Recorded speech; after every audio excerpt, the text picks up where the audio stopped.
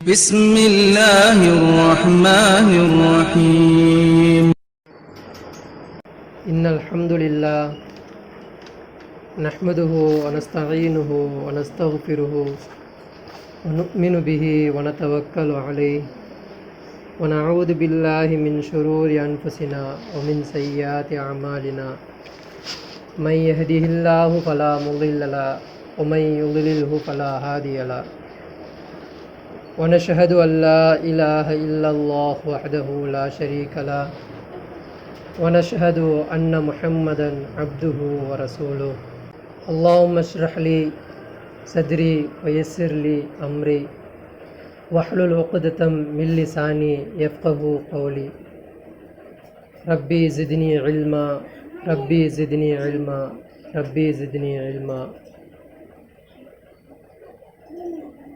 يا أيها الناس اتقوا ربكم الذي خلقكم من نفس واحدة وخلق منها زوجها وبث منهما رجالا كثيرا ونساء واتقوا الله الذي تساءلون به والأرحام إن الله كان عليكم رقيبا يا أيها الذين آمنوا اتقوا الله وقولوا قولا سديدا يا أيها الذين آمنوا ادخلوا في السلم كافة அளவற்ற அருளாளனும் நிகரற்ற அன்புடையவனுமாகிய எல்லாமல்ல அல்லாஹ்வின் திருப்பெயரால் உரையை ஆரம்பிக்கிறேன். 12வது வாரமாக இன்றைக்கு மூசா அலைஹிஸ்ஸலாம் அவர்களை பற்றி பார்க்க போகிறோம். மறுமை நாள் நெருங்கி கொண்டிருக்கிறது. இன்னைக்கு பிற 10 சஃபர் மாதம் 1443வது வருடத்தில் நம்ம இருக்கிறோம்.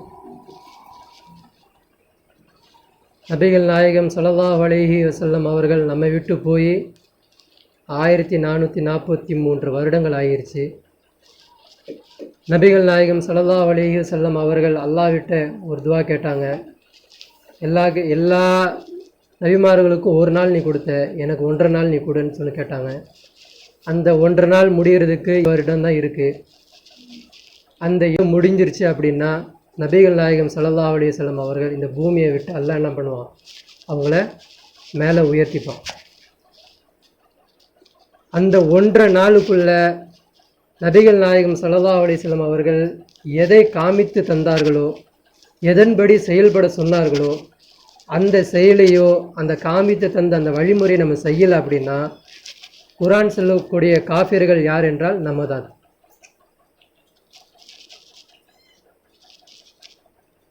ஆக நம்மளுடைய கடமை எந்த அளவுக்கு முக்கியம், நம் இஸ்லாத்தை ஏற்றுக்கிட்டால் மட்டும் போதாது, அதை அதனுடைய வெளிச்சத்தை மக்களுக்கு காட்டணும். அதற்கு இன்னும் வருடங்கள் தான் இருக்குது. காலம் மிக குறுகிய காலமாக இருக்குது. மஹதி அலைஹிஸ்ஸலாம் அவர்கள் வந்துட்டாங்க அப்படின்னா அல்லாஹ் நமக்கு ஒரு சிறப்பை கொடுத்துருக்குறான். குந்தும் ஹைர உம்மத்தின் அப்படின்றான். இருக்கிற சமுதாயத்தில் நீங்கள் சிறந்தவங்க அப்படின்னு சொல்லிட்டு யாரை சொல்கிறான்? ரசூல் ஸல்லல்லாஹு அலைஹி வஸல்லம் அவங்களுடைய சமுதாயத்தை பார்த்து சொன்னான். அந்த சமுதாயத்தோட நாள் எப்போ முடிய போகுது? இன்னும் இதில் முடிஞ்சிடும். அப்போ அது முடியுது அப்படின்னா அந்த உம்மத்து சிறந்த சமுதாயம்னு சொல்லிட்டாலாம் நம்ம சொல்கிறான் இல்லையா? நீ எதற்காண்டி சிறந்த சமுதாயம்னா நன்மையை ஏவுவீங்க, தீமையை தடுப்பீங்க. நம்ம எந்த நன்மையை நம்ம ஏவலை, எந்த தீமையும் நம்ம தடுக்கலை. அப்போது வருடமும் இன்னும் குறுகிய காலத்தில் முடிஞ்சிடும்.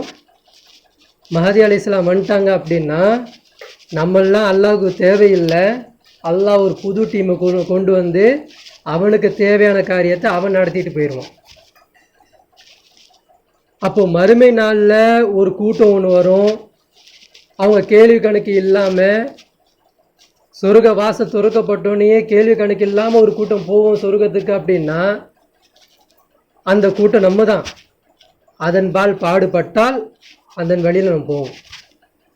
அதன்பால் பாடுபடாமல், நேரத்தின் அதன்பால் செலவு செய்யாமல், நமக்கு தெரிஞ்ச மார்க்கத்தை நம்ம சொல்லி கொடுக்கணுமென்ற ஒரு வழி இல்லாமல் ஏனோ தானோ அப்படி சொல்லிட்டு வணங்கிக்கிட்டு ஏனோ தானோ அப்படி சொல்லி காலத்தை கழித்தோம் அப்படின்னா அந்த கேள்வி கணக்கு இல்லாமல் போகக்கூடிய அந்த சொர்க்கத்தில் நமக்கு அந்த வாய்ப்பை இழந்துரும். ஆக இது எல்லாம் கருத்தில் கொண்டு நமக்கு நேரம் குறைவாக இருக்குது, நம்ம எப்படியெல்லாம் சொல்லணும், இந்த மார்க்கத்தை எப்படியெல்லாம் சொல்லிடணும், அதற்காக வேண்டி என் உடல் கஷ்டப்பட்டாலும் சரி, என்னை நோய்வினைப்படுத்தினாலும் சரி, என்னை துக்கப்படுத்தினாலும் சரி, என்னை என்ன செஞ்சாலும் சரி, கேவலப்படுத்தினாலும் சரி, நான் இந்த மார்க்கத்தை ஏன் அல்லாஹ்வுக்காக வேண்டி நான் இப்போதைக்கு என்ன பண்ணுவேன், புரிய வைக்க கஷ்டப்படுவேன். அதன் புரிய வைக்கிறதின்பால் நான் என்ன பண்ண பாடுபடுவேன், சொல்லி கொடுப்பேன். இஸ்லாம் என்பது இதுதான், இஸ்லாம் என்பதை நீங்கள் நினைக்கிறது இல்லை அப்படின்றத நான் பாடுபடுவேன்னு சொல்லிட்டு நம்ம என்ன பண்ணோம், நம்மளுடைய நேரத்தையும் காலத்தையும் வசதியையும் எல்லாமே அல்லாஹ்வின் பாதையில் நம்ம செலவு செய்யணும். அல்லாஹ்வுடைய எக்ஸாம் என்பது ஒரே மாதிரி இருக்காது. சஹாபாக்கள் பத்ர் போரில் அப்படி தியாகம் பண்ணாங்க, சஹாபாக்கள் ஊது போரில் இப்படி உயிர் இழந்தாங்க அப்படின்னா அவங்களுக்கு கொடுக்கப்பட்ட எக்ஸாமில் அவங்க பாஸ் ஆகினாங்க. அதான் அல்லாஹ் அதே எக்ஸாமை கொண்டு வந்து இங்கே வைக்க மாட்டான். நமக்கு அல்லாஹ் எப்படி எக்ஸாம் வைக்கிறான்னா, நபிமார்கள் இருக்க மாட்டாங்க, தலைவர்கள் இருக்க மாட்டாங்க, நம்மளே தேடணும். எப்படி எக்ஸாமா நமக்கு, நம்மளே அல்லாஹ்வுடைய மார்க்கத்தை தேடணும், நம்மளே அதற்காண்டி முயற்சி பண்ணணும். நம்மளே எல்லாமே செய்யும் பொழுது அல்லாஹ் என்ன பண்ணுவான், நமக்கு யாரும் உதவியால் கிடையாது, அல்லாஹ் டைரெக்டாக நமக்கு உதவி செய்வான். அல்லாஹ் டைரெக்டாக நம்ம உள்ளத்தில் பேசுவான், அல்லாஹ் டைரெக்டாக நமக்கு சிந்தனை உதிக்க வைப்பான், அல்லாவே நமக்கு உதவி செய்ய ஆரம்பிப்பான். அப்போ அதுக்கு நம்ம என்ன பண்ணோன்னா, முதல் படித்தரமாக நம்ம அல்லாஹ் கிட்ட சரணடையணும். அல்லாஹ் எனக்கு கஷ்டம் வந்தாலும் நான் செய்வேன், நான் கஷ்டம் வந்தாலும் செய்வேன்னு சொல்லிட்டு அல்லாஹ் என்ன பண்ணுவோம், ஃபஸ்ட்டு விடுவோம், எவ்வளோ சிரமப்படுற பார்க்கலாம் அப்படின்னு. ஃபஸ்ட்டு சிரமம் நமக்கு கஷ்டமாக இருக்கும், ரெண்டாவது சிரமம் கஷ்டமாக இருக்கும், மூணாவது சிரமம் கஷ்டமாக இருக்கும். இப்படி ஒரு படித்தரம் போயிட்டு இருக்கும்போது அல்லாஹ்வுக்கு தெரியும், இதுக்கப்புறம் இவன் இன்னும் இவனை கஷ்டப்பட்டு கூட இவன் என் வழிக்கு வர ஆசைப்படுறான், அப்போ இவனுக்கு நான் உதவி செய்யணும், மலக்குமார்களே அவர்களுக்கு உதவி செய்யுங்க சொல்லிட்டு அல்லாஹ் என்ன பண்ணுவான், அவர்களின் பால் மலக்குமார்களை ஏவ விட்டு அல்லாஹ் உதவி செய்ய ஆரம்பிப்பான். அப்போ அந்த டைமில் உங்களுடைய தாவா என்பது மிக வீரமாக இருக்கும், வீரியமாக மக்கள்கிட்ட போய் சேரும். அதற்கு முதல் ஆதாரம், முதல்ல நீங்கள் இறங்கணும். நம்ம இறங்குனாதான் அல்லாஹ் அதுக்கு பிறகு உதவி செய்ய வருவோம். நம்ம இறங்காமல் அல்லாஹ் வரமாட்டான். ஆக இதெல்லாம் கருத்தில் வச்சுக்கோங்க. இன்னும் இடம் தான் இருக்குது. மறுமை நாள் அல்லாஹ் நபிகள் நாயகம் ஸல்லல்லாஹு அலைஹி வஸல்லம் காலத்திலேயே அல்லாஹ் வசனத்தை இறக்கிட்டான், இக்தரபத்தி மறுமை நாள் நெருங்கிருச்சு அப்படின்றான். ஆனால் நம்ம 1443 வருடம் வந்துட்டோம், இன்னமும் எந்த ஒரு அச்சமும் இல்லை, அந்த பயணத்துக்காக வேண்டி எந்த ஒரு ஏற்பாடும் செய்யலை, அதற்காக வேண்டி தன்னை தகுதிப்படுத்திக்கல, எதுவுமே பண்ணாமல் நம்ம அடுத்த நிகழ்வுகள் என்ன, அடுத்த பிரச்சனை என்னன்றது உலக சார்ந்த பிரச்சனையை நோக்கி அதனுடைய கஷ்டத்தை நோக்கிக்கிட்டு அதன்பால் நம்மளுடைய முயற்சி பண்ணிகிட்டு இருக்கோமே தவிர அல்லாஹ்வின் மார்க்கத்தின்பால் எந்த ஒரு முயற்சியும் பண்ணலை. அதுதான் நிதர்சனமான உண்மை. அதான உண்மை. எதற்காக வேண்டி அதுக்காண்டி பாடுபடலை. ஆக நம்ம என்ன பண்ணணும்னா அல்லாஹ்வுக்காண்டி முன் வரணும். ஆக அப்படிப்பட்ட பாக்கியசாலிகளாக அல்லாஹ் நம்மளையும் என்னையும் உன்னையும் உங்களையும் அல்லாஹ் ஆக்கி அருள் புரிவானாங்க. இன்னைக்கு மூசா அலைஹிஸ்ஸலாம்லேருந்து என்ன பாடம் நம்ம கற்றுக்க போகிறோம் அப்படின்னா, ஒரு முஸ்லீமு எப்படியெல்லாம் இருக்கணும். ஒரு உதாரணம், நபிகள் நாயகம் ஸல்லல்லாஹு அலைஹி வஸல்லம் என்ன பண்ணுறாங்க, ஹிஜ்ரத்து கூட்டு போகிறாங்க, மக்களை கூட்டிகிட்டு போகிறாங்க, அன்சாரி தொழில் அங்கே இருக்கிறாங்க. இனியிலேருந்து நீங்கள் 2 பேரும் சகோதரத்துவம் அப்படின்றாங்க. உடனே அந்த சஹாபி யார், அவர் எப்படிப்பட்டவர், அப்படி எந்த குணாதிசயம் உள்ளவர், அவர் என்ன பண்புடையவர், அவர் எப்படிப்பட்ட கோவக்காரரா பொறுமைக்காரரா எப்படிப்பட்ட எதுவுமே தெரியாது. அந்த மக்கள் எப்படி ஒருங்கிணைஞ்சாங்க அப்படின்னா, எந்த அளவுக்கு நபிகள் நாயகம் ஸல்லல்லாஹு அலைஹி வஸல்லம் சொல்லு கட்டுப்பட்டாங்க அப்படின்னா, என்னுடைய மனைவி கூட நான் கூட்டம் தரேன். அதுவும் எப்படி, நான் செலக்ட் பண்ண மாட்டேன். என் மனைவி எனக்கு ஒரு 2 மனைவி 3 மனைவி இருப்பாங்க, நான் செலக்ட் பண்ண மாட்டேன் இவங்களை உங்களுக்கு கொடுக்குறேன்னு. நீங்கள் இவங்களை செலக்ட் பண்ணுங்கள், உங்களுக்கு யார் வேணும் சொல்லுங்கள், நான் அந்த மனைவிக்கு தலாக் கொடுத்து இத்தா காலம் முடிகிற வரைக்கும் உட்கார வச்சு நான் உங்களுக்கு கல்யாணம் பண்ணி கொடுக்குறேன். அப்படின்னா இந்த ஒருங்கிணைந்தால் எப்படி வந்துச்சு அப்படின்னா, இவங்க பந்தத்தை பார்த்து வரல, சொத்தை பார்த்து வரல, ரசூலுல்லாவுடைய அந்த வீரத்தை பார்த்தோ ரசூலுல்லாவுடைய அந்த ரசூல் என்ற தன்மையை பார்த்து வரல. இவங்களெல்லாம் ஒருங்கிணைஞ்சது மார்க்கத்தை புரிஞ்சுக்கிட்டாங்க, மார்க்கத்தை விளங்குனாங்க. இந்த உலக வாழ்க்கை என்பது அற்பமானது. இந்த உலகத்தில் நம்ம எதுவுமே நிரந்தரமாக இருக்க முடியாது. யாருமே இந்த உலகத்தில் நிரந்தரமாக இருக்க முடியாது. ஒரு கால் இல்லைனா ஒரு கால் நம்ம அல்லாஹ்கிட்ட போய் சேர போகிறோம். அப்போ இந்த உலகத்தில் அல்லாஹ் எதை எனக்கு கொடுத்தாலும் அதை நான் அல்லாஹ்வின் பாதையிலே நான் செலவு செய்வேன். அது எனக்கு மனைவியாக இருந்தாலும் சரி, அது என் சொத்தாக இருந்தாலும் சரி, அது எனக்கு எதுவாக இருந்தாலும், என் குழந்தையாக இருந்தாலும் அது என் குழந்தைய கொண்டு போய் அல்லாஹ்வின் பாதையில் விடுவேன். இது எல்லாமே அவங்களுக்கு எதை புரிய வச்சுதுன்னா மார்க்கம் தான் அவங்களுக்கு புரிய வச்சது. அல்லாஹ்வுடைய மார்க்கம் அவங்கள என்ன பண்ணுச்சு, ஒருமித்த கருத்தோடு நிற்க வச்சுது. இன்னைக்கு முஸ்லீம்கள் பல்வேறு கருத்துகளோடு பிரிஞ்சு இருக்கிறாங்க அப்படின்னா அவ மார்க்கமாக பார்க்குறான். அல்லாஹ்வுடைய மார்க்குன்னு சொல்லிட்டு பொது கான்செப்டில் வந்து விளங்காமல் எனக்கு விளங்குனா ஏன் மார்க்குன்னு புரியறனால அவன் என்ன பண்ணுறான், அவன் வழியில் இருக்கிறான். ஆக இது எல்லாம் நம்ம தவிர்க்கணும். இதற்கு 2 உதாரணம் இன்னைக்கு நான் சொல்ல போகிறேன். ஒன்று யார், காரூன் தெரியுமா? அல்லாஹ் அவனுக்கு அவ்வளோ பெரிய செல்வத்தை கொடுத்தான். இன்னொன்று யாரை பற்றி சொல்ல போகிறேன், அப்துல் ரஹ்மான் இப்னு அவுஃப். இவங்க 2 பேருமே எப்படின்னா, எந்த செல்வத்தை வச்சுக்கிட்டு அவன் பெருமை அடித்து எங்கே போனானோ, எந்த செல்வம் இவருக்கு வரும்போது அவர் இந்த செல்வத்தை வைத்து இவர் எப்படி செலவு செஞ்சார். இவங்க 2 பேருடைய எக்ஸாம்பிள் நம்ம எடுத்துக்கிட்டோம் அப்படின்னா நமக்கு ஒரு உண்மையான ஒரு இஸ்லாம் நமக்கு புரிதல் வரும்.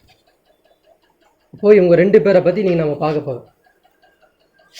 முதல்ல ஒரு சம்பவத்தை சொல்லிடுறேன், அதுக்கப்புறம் காரூனை பற்றி நான் பேசுகிறேன். அல்லாஹ் கிட்ட எப்போவுமே மூசா நபி என்ன பண்ணுவாங்க, அடிக்கடி கேள்வி கேட்டுக்கிட்டே இருப்பாங்க இல்லையா, அடிக்கடி பேசுவாங்க. அவங்க பேசும்போது எப்படி இருப்பாங்கன்னா, மண்டி இட்டு உட்காந்துருவாங்க. உட்காந்துட்டு அல்லாஹ் கிட்ட பேச ஆரம்பிச்சிட்டாங்க அப்படின்னா அல்லாஹ் அவங்கக்கிட்ட ஒரு கருப்பு மேகம் அனுப்பிடுவான். அனுப்பிட்டு அவங்கள மறைஞ்சிரும். அவங்க நெத்தியிலேருந்து ஒரு ஒளி வரும். அதன் மூலியமாக அவங்க 2 பேரும் என்ன பண்ணிப்பாங்க, பேசிப்பாங்க. இப்படி தான் மூசா அலைஹிஸ்ஸலாமும் அல்லாஹ்வும் பேசிக்கிட்டாங்க. அப்போ ஒரு நாள் மூசா அலைஹிஸ்ஸலாம் என்ன பண்ணுறாங்க அப்படின்னா, அல்லாஹ் கிட்ட ஒரு கேள்வி கேட்குறாங்க.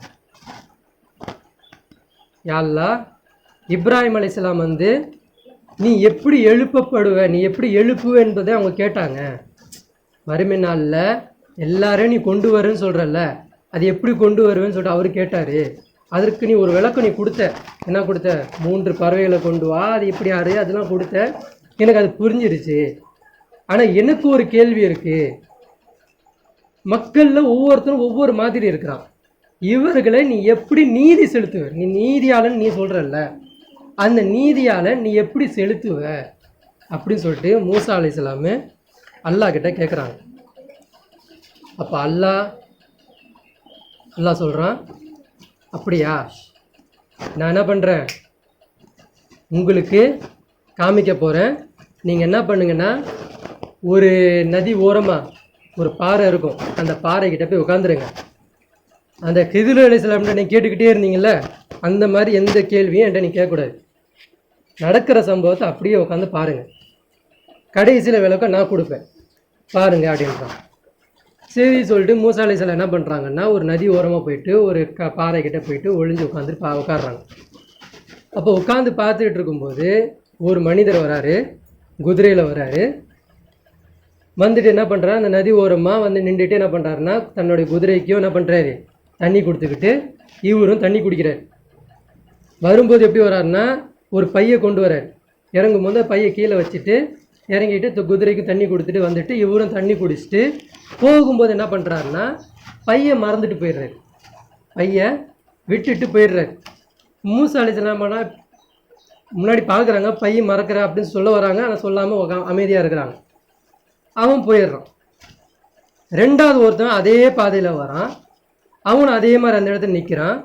அவனும் என்ன பண்ணுறான், போயிட்டு தன்னுடைய குதிரைக்கு என்ன பண்ணுறான், தண்ணியை கொடுத்துட்டு அவனும் தண்ணியை குடிச்சிக்கிட்டு போகும்போது ஒரு பையை, அந்த பையை விட்டு போன பையை பார்க்குறான்.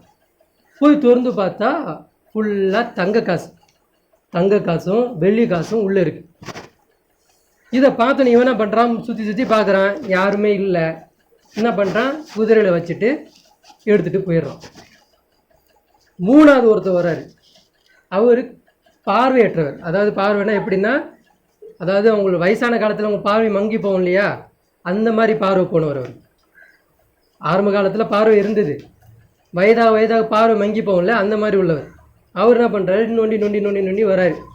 வந்துட்டு என்ன பண்ணுறாரு, அந்த இடத்துல என்ன பண்ணுறாருன்னா தன்னுடைய பையெல்லாம் வச்சுட்டு தண்ணியை அருந்துறாரு, தண்ணி குடிக்கிறார். குடிக்கும்போது முதல் நம்பர் மிஸ் பண்ணிட்டு போனார்ல பையன், அவர் ரிட்டர்னில் வரார். ரிட்டர்னில் வரும்போது இவர் தண்ணி குடிச்சிக்கிட்டு இருக்கார். இப்போ இவர் வந்து என்ன பண்ணுறாருன்னா இவர்கிட்ட கேட்குறாரு, இங்கே நான் ஒரு பையை வச்சுட்டு போனேன், அந்த பை எங்கே அப்படின்னு கேட்குறாரு. என்ன பை, யார் நீ, எனக்கு ஒன்றும் தெரியாது, எனக்கே பார்வை கிடையாது, நான் வந்து சும்மா தண்ணி குடிக்க வந்தேன், நீ என்ன பேசுகிற எனக்கு தெரியல அப்படின்னு. இங்கே ஒரு பையை நான் வச்சுட்டு போனேன், எங்கே சொல்லு அப்படின்னா. எப்பா நீ விடுப்பா, எனக்கு என்ன தெரியாதுன்னு தெரியாதுப்பா அப்படின்னு. நான் நடிக்கிறியா, அதில் என்ன இருந்தது தெரியுமா, தங்க காசு, வெள்ளி காசு இருந்தது, அதில் என்னுடைய சொத்து பொக்கிஷம் இருந்தது, எடுத்து மறைச்சி வச்சுக்கிட்டு கண்ணு தெரியாதுன்னு நடிக்கிறியா நீ அப்படின்னு சொல்லிட்டு விவாதம் பண்ணுறாங்க. 2 பேருமே வாக்குவாதம் பண்ணிக்கிறாங்க. நான் எடுக்கலை, நான் பார்க்கல, எனக்கு சத்தியமாக தெரியாது அப்படின்றாரு. அப்போ இவர் என்ன சொல்கிறார், இல்லை நீ மறைச்சி வச்சுட்டு தான் இப்படி பேசுகிற, சும்மா என்னை பார்த்தோன்னே கண்ணு தெரியலன்னு சொல்கிற நீ அப்படின்றாரு. அப்போ அவர் சொல்லிக்கிட்டே இருக்கிறா, கேட்கல. அப்போ இவனுக்கு என்ன ஆகுது, நான் கோவத்தில் உச்சத்தில் போய் மறைச்சி வச்சுட்டு எப்படி எனக்கு தெரிஞ்சிச்சு, என்ன பண்ண போகிறேன்னு சொல்லிட்டு வால் எடுத்துகிட்டு போட்டா ஒரே வெட்டு தலையை துண்டாக்கிடுறாரு. துண்டாக்கிட்டு இவர் போயிடுறாரு. போனோடனே அவர் போயிடுறாரு. இவர் இறந்து கிடக்கிறாரு. ஒருத்தன் பையை தூக்கிட்டு போயிட்டான்.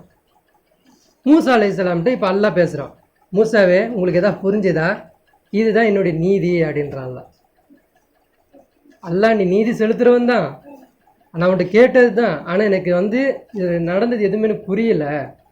ஒருத்தன் வந்தான், பையை வச்சான், பையை இன்னொருத்தர் எடுத்துகிட்டு போனால், இன்னொருத்தன் 3வது ஒருத்தன் வந்தான், அவனை வெட்டிட்டானே, இது எப்படி அல்லாஹ் நீதி ஆகும் அப்படின்னு சொல்லிட்டு இவர் கேட்குறாரு. அப்போ அல்லாஹ் சொல்கிறான், அந்த 2வது ஒருத்தன் வந்தான் பார்த்தியா, இவங்க 2 பேருமே, முதல்ல வந்தவனோ 2வதுல வந்தவனோ 2 பேருமே அண்ணன் தம்பிங்க. இவங்களுடைய ஒரு தூரத்து சொந்த ஒருத்தர் என்ன பண்ணார், பணக்கார ஒருத்தர் இறந்துட்டார். அவர்களிலிருந்து வந்த சொத்துல இவர் அண்ணக்காரன் என்ன பண்ணா அப்படின்னா, தம்பிக்காரனுக்கு முழுசாக தராமல் ஒரு பங்கை மட்டும் கொடுத்துக்கிட்டு மீதி ஃபுல்லாக அபகரிச்சுக்கிட்டான். அவனுக்கு சேர வேண்டிய முழு பங்கு அந்த பையில் வச்சுக்கிட்டு கொஞ்சோன்னு அவனுக்கு கொடுத்துட்டு இவன் ஃபுல்லாக அபகரிச்சுக்கிட்டு இவன் போயிட்டு இருந்தான். அப்போ நம்ம என்ன பண்ணோம் அப்படின்னா, அவனுக்கு சேர வேண்டிய பங்கை வந்து அந்த இடத்துல மறக்கடிக்க வச்சு அவனுக்கு நம்ம கொடுத்துட்டோம். அதனால் அவன் பங்கை அவன் எடுத்துகிட்டு போயிட்டான். இது 3வது ஒருத்தன் வந்தான் இல்லையா, இவனை ஏன் நம்ம கொன்னோம் அப்படின்னா, இவனும் அந்த பார்வையற்ற இருக்கான்ல, இவனும் முதல்ல வந்தான் இல்லையா, அவனுடைய அப்பாவும் 2 பேருமே பங்காளிங்கன்னா ஃப்ரெண்ட்ஸு. ஆரம்ப காலத்தில் இவங்க 2 பேரும் என்ன பண்ணியிருக்கிறாங்க, ஒரு வியாபாரத்தில் எதுலேயோ ஒரு பேசிக்கிட்டு இருக்கும்போது அப்போ என்ன பண்ணியிருக்காங்க, அந்த பார்வையற்றவர் அவங்க அப்பாவை கொலை செஞ்சிட்டார். அதனுடைய பழியை அவன் மகனை வைத்து நம்ம இப்போ வாங்கணும், புரிந்ததா? அதோடைய பழியை மூசா அலைஹிஸ்ஸலாம் காலத்தில் என்னது, பழிக்கு பழி, ஒருத்தன் எப்படி வெட்டுறாரோ அதே மாதிரி வெட்டிடணும், அதுதான். அப்போ ரசூல் ஸல்லல்லாஹு அலைஹி வஸல்லம் காலத்தில் தான் அது மாற்றப்படுது, மன்னித்தல் ஒன்று இருக்குது அப்படின்னு சொல்லிட்டு ஒரு என்ன பண்ண தண்டனையை முடிக்கலாம் அப்படின்னு சொல்லிட்டு ரசூல் ஸல்லல்லாஹு அலைஹி வஸல்லம் காலத்தில் மாறுது.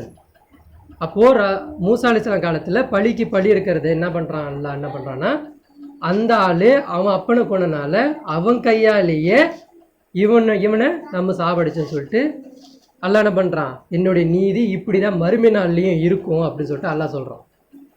இப்போது இந்த சம்பவத்தில் ஒரு சின்ன எக்ஸாம்பிள் சொல்லிட்டு நம்ம மூசா நபிக்கு போயிடுவோம். இப்போ மறுமை நாளில் யார் வருவா, யூதம் வருவான். மறுமை நாளில் யூதம் வருவான், கிறிஸ்துவம் வருவான், முஸ்லீமும் வருவான். சரிங்களா? நம்ம பார்க்கும்போது நமக்கு தெரிஞ்ச நிறையா ஃப்ரெண்ட்ஸுங்க யூதர்கள் இருப்பாங்க, அதாவது இந்துக்களாக இருப்பாங்க, கிறிஸ்துவர்களாக இருப்பாங்க. ஆனால் அல்லாஹ் கிட்ட போகும்போது அவங்க 2 பேரும் அல்லாஹ் கிட்ட கேட்பாங்க, யா அல்லாஹ், என்ன வந்து ஒரு முஸ்லீம் வயத்தில் என்னையும் பிறக்க வச்சுருந்தேன்னா நானும் நானும் என்ன பண்ணியிருப்பேன், களிமா சொல்லியிருப்பேன், நானும் தொழுதுருப்பேன், நானும் ஜகாத் கொடுத்துருப்பேன், நானும் நீ சொல்கிற மாதிரி குரானையும் வணங்கியிருப்பேன். என்ன வந்து வேணும்னு ஒரு இந்து வயத்தில் பிறக்க வச்சுட்டு இவனை முஸ்லீம் வயத்தில் பிறக்க வச்சுட்டு இப்போ அவன் தொழுதான் அவன் செஞ்சான்னு சொல்லிட்டு அவனை கொண்டு போய் சொர்க்கத்தில் கொடுக்க போகிற, என்னை இந்து வயத்தில் பிறக்க வச்சனால நான் சாமி அப்படி அந்த சடங்கில் போனனால என்னை கொண்டு போய் நரகத்தில் போடுறிய, இது எப்படி அல்லான்னு அவன் கேட்பான். அப்போது அல்லாஹ் என்ன பண்ணுவான்னா, உன் காலகட்டத்தில் வாழ்ந்த உன் ஃப்ரெண்டெல்லாம் கூப்பிடு அப்படின்வான். அப்போது அவன் காலத்தில் அவன் பார்த்த ஃப்ரெண்டெல்லாம் இப்போ கூட, இப்போ நான் என் கூட இப்போ யார் இருக்கிறா, சுந்தர் இருக்கிறான்னு வச்சுக்கோங்களேன். இப்போ சுந்தர் என் கூட சுற்றிக்கிட்டே இருக்கிறான். இப்போ சுந்தரியும் என்னையும் கொண்டு வந்து அல்லாஹ் நிப்பாட்டுவோம். சுந்தரியும் என்னையும் கொண்டு நிப்பாட்டிட்டு அல்லாஹ் கேட்பான். இப்போ சுந்தர் வந்து எனக்கு எதிராக வாக்குமூலம் கொடுத்துட்டான். இவர் வந்து தொழுதாரு, இவர் குரான் ஓதுனாரு, இவர் பயான் பண்ணார், எல்லாம் பண்ணார். ஆனால் எனக்கு ஒன்றும் சொல்லலை, இவர் பாட்டு செஞ்சுக்கிட்டாரு.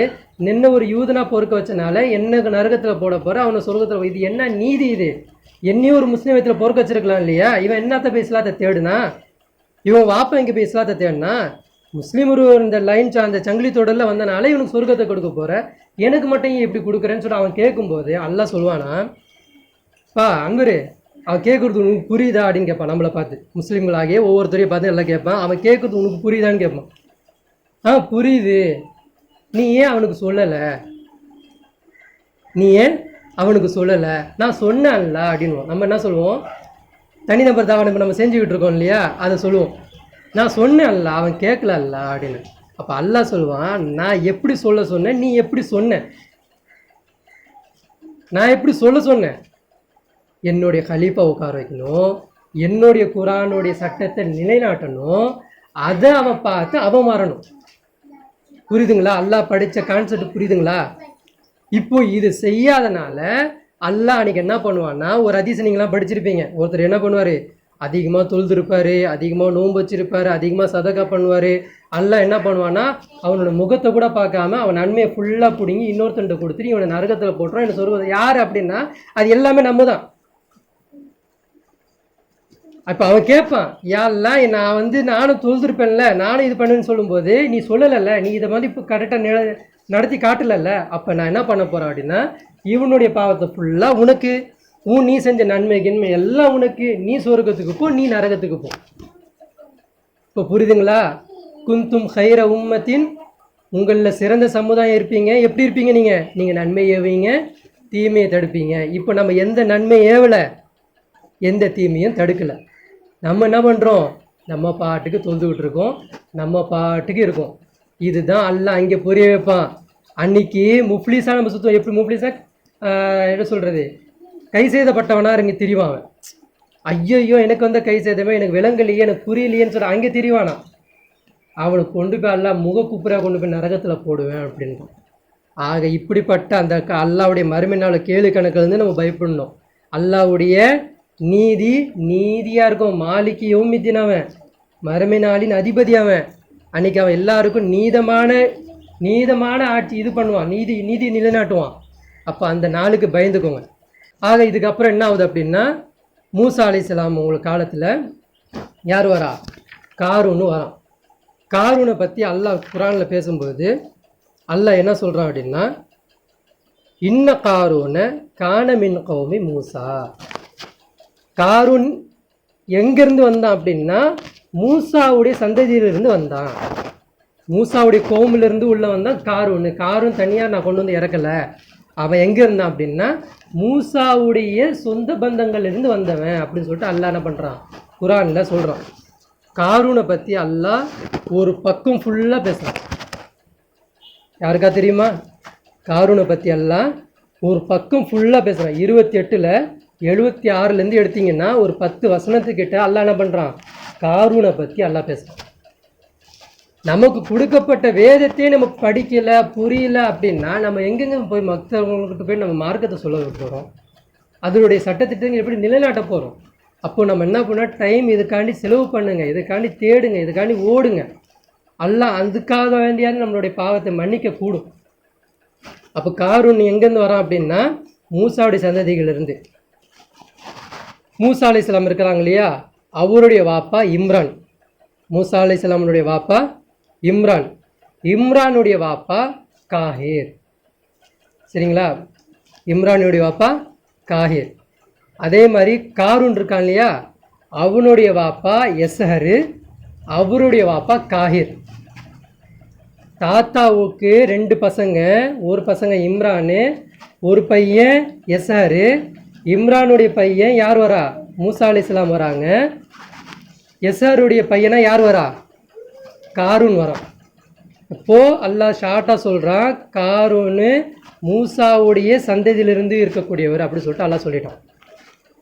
இந்த காரூனு மூசா அலைஹிஸ்ஸலாம்கிட்ட எப்படி பேசுகிறான், அவன் எப்படி இருந்தான் அப்படின்னா, ஆரம்ப காலகட்டத்தில் தௌராத்தை இனிமையாக ஓதுவானாம். தௌராத்தை மூசா அலைஹிஸ்ஸலாம் அவங்க அப்புறமா குரல் வளம் படைத்தவன், அதாவது வந்து இனிமையாக ராகமாக ஓதுறவன். அதே மாதிரி வந்து அந்த அந்த இஸ்லாத்தை ஏற்றுக்கிறதுலேயே இவனும் முதன்மையானவன். அந்த ஆரம்ப சஹாபாக்கள் சொல்லிட்டு நம்ம பேசுகிறோம் இல்லையா, அந்த மாதிரி இவனும் இஸ்லாத்தை ஏற்றுக்கிட்டதுல முதல்ல அவன் இஸ்லாத்தையும் முதல்ல ஏற்றிருக்கிறான். குரானையும் நல்ல முறையில் அதாவது அந்த தௌராத்தை நல்ல முறையில் ஓதக்கூடியவனாக இருந்திருக்கான்.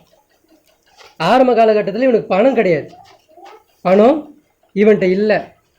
ஒரு காலகட்டத்தில் நான் கொஞ்ச நாளைக்கு முன்னாடி பேசினேன், அவங்க ஒரு ஊர் பக்கமாக நீங்கள் இறங்குங்க அப்படின்னு சொன்னேன் இல்லையா. அவங்க எங்கே இறங்குறாங்க, அந்த ஃபிரௌன் ஊருக்கே வந்துடுறாங்க இல்லையா. அந்த ஊருக்கு வந்ததுக்கப்புறம் அல்லாஹ் இவனை எப்படி மாற்றுறான் அப்படின்னா, இவனை செல்வ செழிப்பாக மாற்றுறான். அவன் எதிர்பார்க்காத அளவுக்கு அவனுக்கு செல்வம் குவிஞ்சிருச்சு.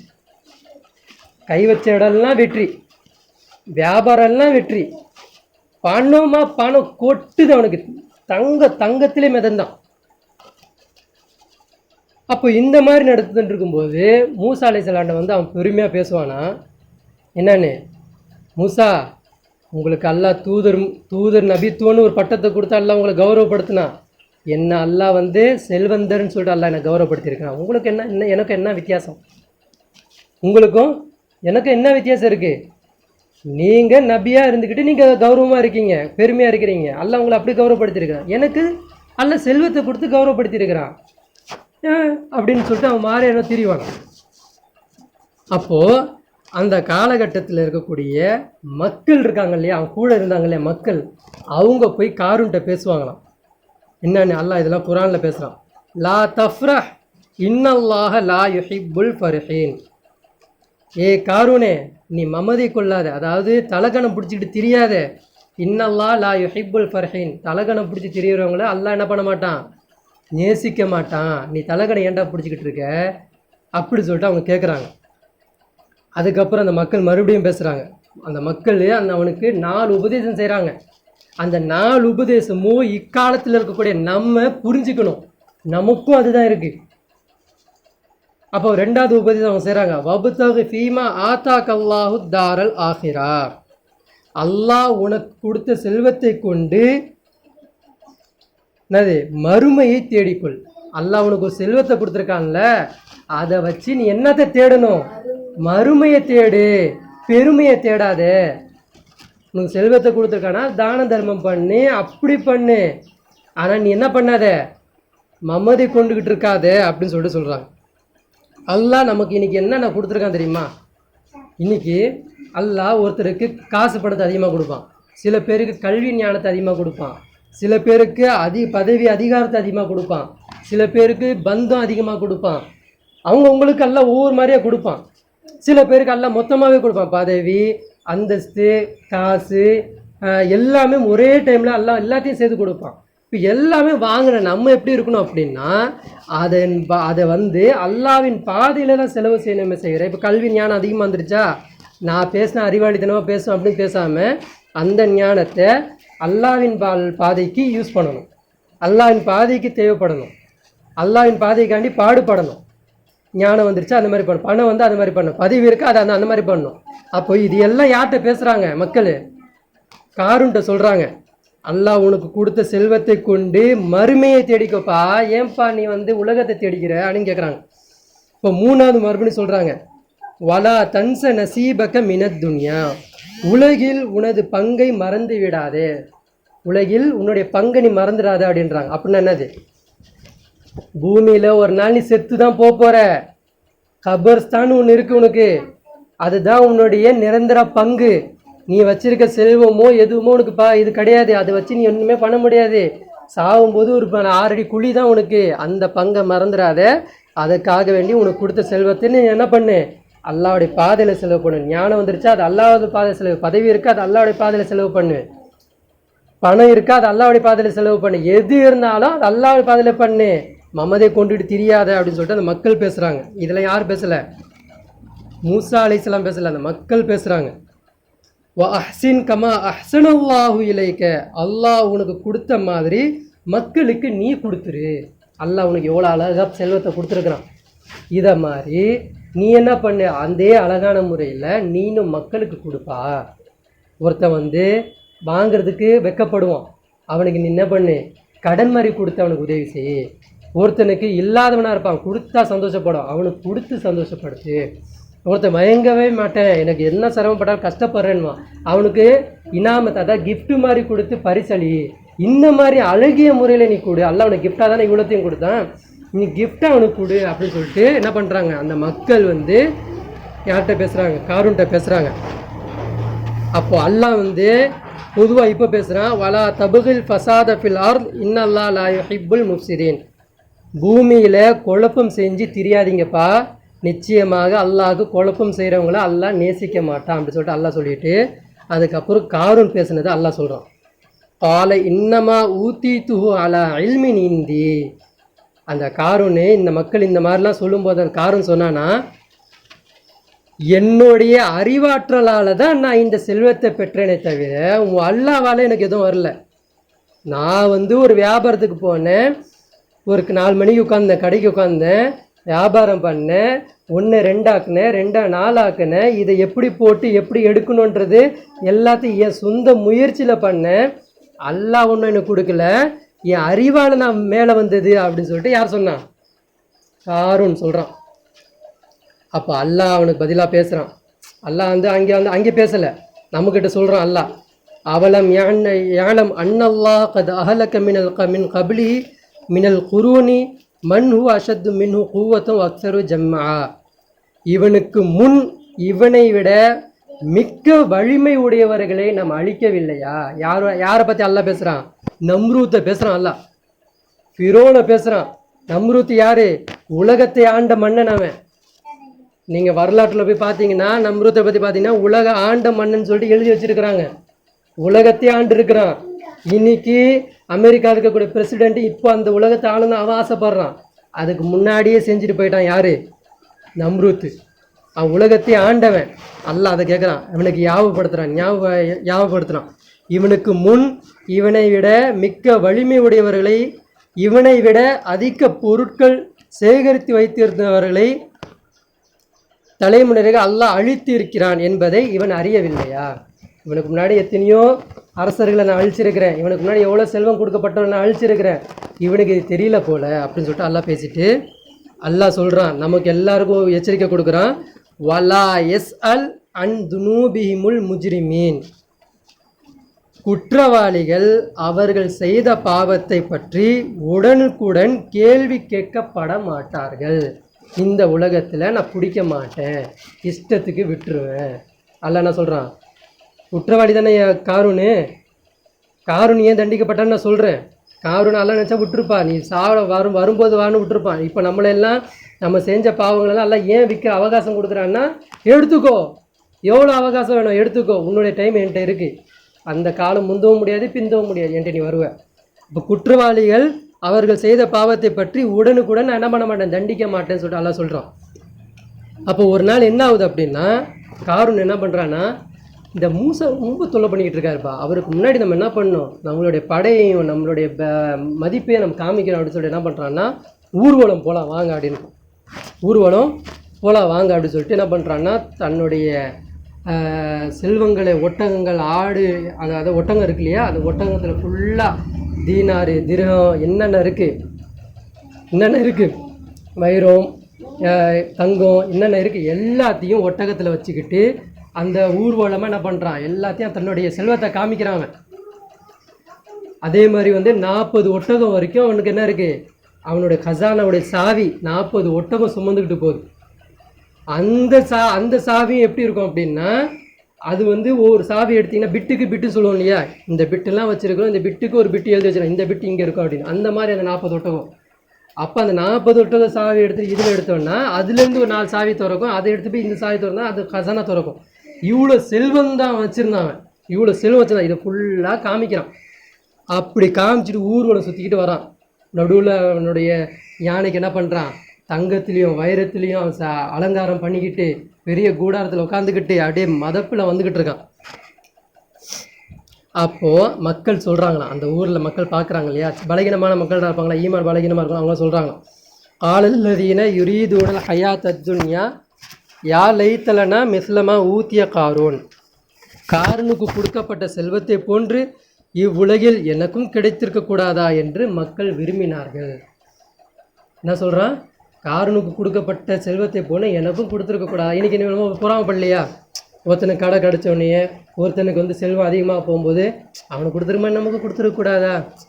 ஒருத்தனுக்கு நல்லா இருக்கும், கால் கையெல்லாம் நல்லா இருக்கும், நம்ம கால் போயிருக்கோம், ஏதாச்சும் ஒன்று போயிருக்கோம், அவனுக்கு நல்லா வச்சுருக்கான், நம்மளை நல்லா வச்சுக்கலையே, எல்லாம் இப்படி பண்ணிட்டானேன்ற மாதிரி பேசுவோம் இல்லையா? இந்த மாதிரி என்ன பண்ணுறாங்கன்னா மக்கள் அன்னைக்கு காரூனை பார்த்து பொறாமப்படுறாங்க. இவனுக்கு எல்லாம் ஒரே அடியாக ஒத்தனைக்கு இவ்வளோத்தையும் கொடுத்துட்டானே, அதை பங்கிட்டு போட்டு மொத்தமாக நம்மளுக்கெல்லாம் கொடுத்துருந்தா நம்மளும் இந்த மாதிரி இருந்திருக்கலாமேன்ற மாதிரி மக்கள் பேசுகிறாங்க. அப்போது அல்லாஹ் சொல்கிறான், காலல்லதீன ஊத்துல் இல்ம வயலக்கும் சவாபுல்லாஹி ஹைருல் லிமன் ஆமன வாமில சாலிஹன் வலா யுல்கஹா இல்ல சாபிரோன். அந்த கூட்டத்தில் இருந்த ஞானம் பெற்றவர்கள் அறிவாளிகள் பேசுனாங்களாம். யார்கிட்ட? அந்த மக்கள் சொல்கிறாங்க இல்லையா, இவனை மாதிரி எனக்கு ஏன் ஆக்கியிருக்கக்கூடாது அல்லான்னு சொல்லும்போது அந்த கூட்டத்தில் இருந்த அறிவாளிகள் கூறினார்கள் என்று அல்லாஹ் சொல்கிறான். அவங்க என்ன சொன்னாங்க? கல்வி ஞானம் கொடுக்கப்பட்டவர்கள் சொன்னார்கள், உங்களுக்கு கேடுதான். யாருக்கு? இந்த மாதிரி பேசுகிறீங்களடா, உங்களுக்குலாம் கேடுதான்டா. ஈமான் கொண்டு நல்ல அமல்கள் செய்தவர்களுக்கு அல்லாஹ் அளிக்கும் வெகுமதி இதைவிட மென்மையானது. ஆனால் அதை பொறுமையாளர்களுக்கு தவிர அதை யாருக்கும் அல்லாஹ் கொடுக்க மாட்டான். என்ன சொல்கிறாங்க அந்த கல்வியாளர்கள்? நல்ல அமல் செஞ்சுக்கிட்டு நீ இருந்த அப்படின்னா அல்லாஹ் கிட்ட உன்னுடைய வெகுமதியே வேற. அது அல்லாஹ் உனக்கு மறுமை நாளில் கொடுப்பான்.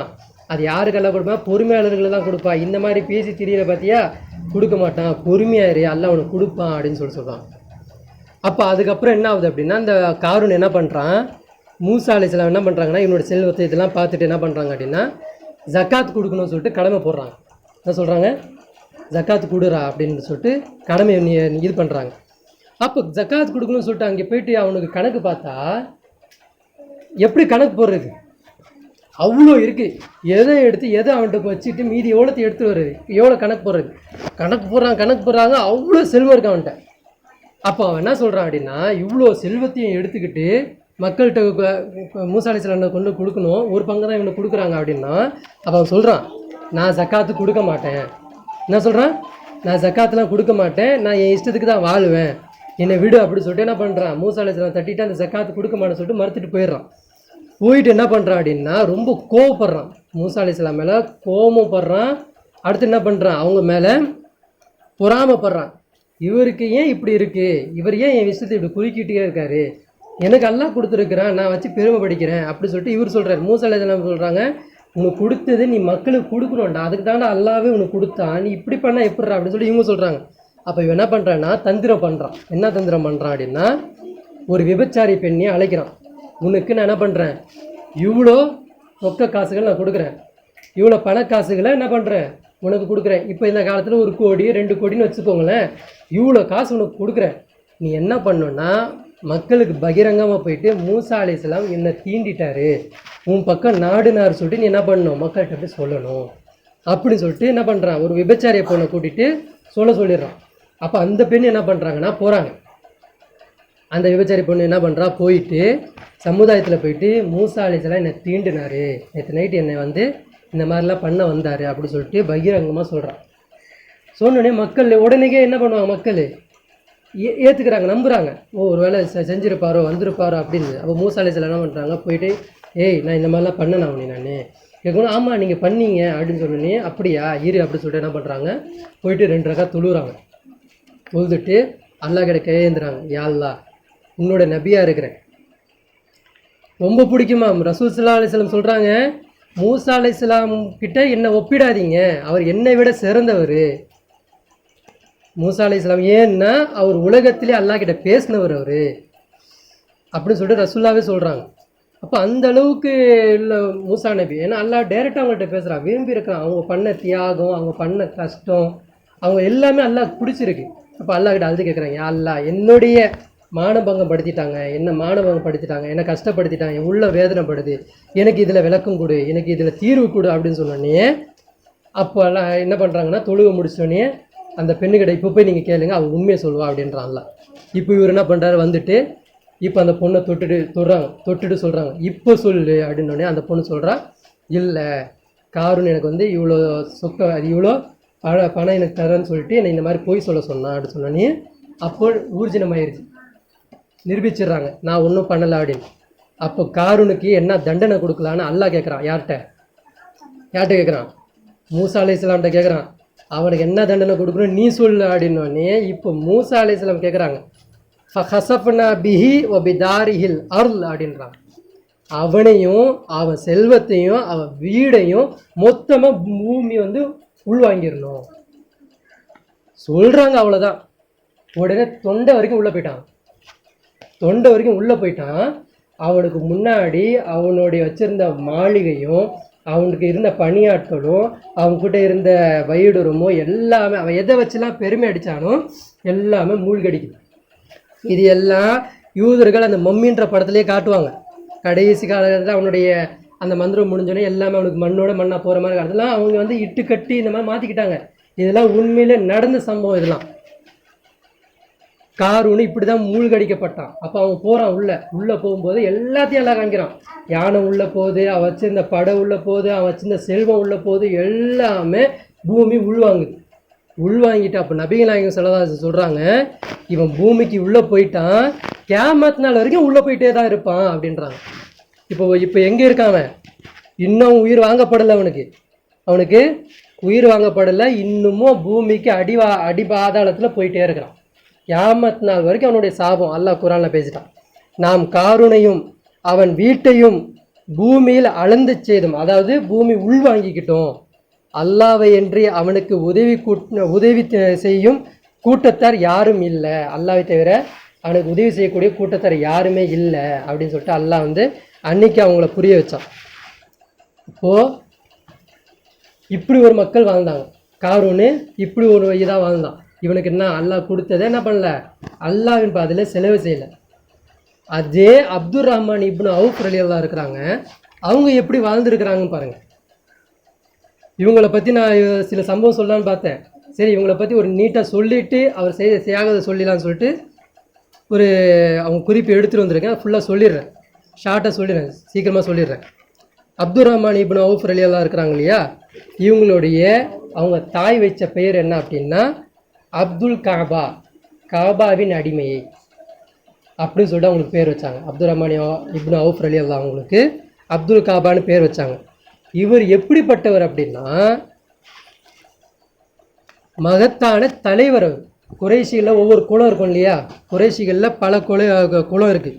என்னென்ன குலம் இருக்குது அப்படின்னா பனு தைம், பனு ஹாஷிம், பனு உமையா, பனு அசது அப்படி சொல்லிட்டு ஒவ்வொரு குலம் வருது. அந்த மாதிரி ஒவ்வொரு குலத்தில் இவர் பனு ஜஹ்ரான்ற ஒரு குலம். அந்த குலத்தில் இவர் தலைவர். இவருக்கும் நபிகள் நாயகம் ஸல்லல்லாஹு அலைஹி வஸல்லம் அவங்களுக்கும் 10 வயசு டிஃப்ரெண்ட். நபிகள் நாயகம் ஸல்லல்லாஹு அலைஹி வஸல்லம் அவங்களுக்கு 40 வயசில் இவருக்கு வந்து நபித்துவம் கிடைக்குது அப்படின்னா அப்போது அப்துல் ரஹ்மான் இப்னு அவுஃப் ரலியல்லாஹுக்கு என்ன வயசு? 30 வயசு. சரிங்களா? இப்போ இவங்க இருக்கிறாங்க. இவங்க வந்து செல்வந்தர்களில் இவரும் ஒருத்தர். இவர் வந்து பனு ஜஹ்ரால தலைவர். செல்வந்தர்கள் இருப்பாங்க இல்லையா, அதில் ஒருத்தர் இவர்.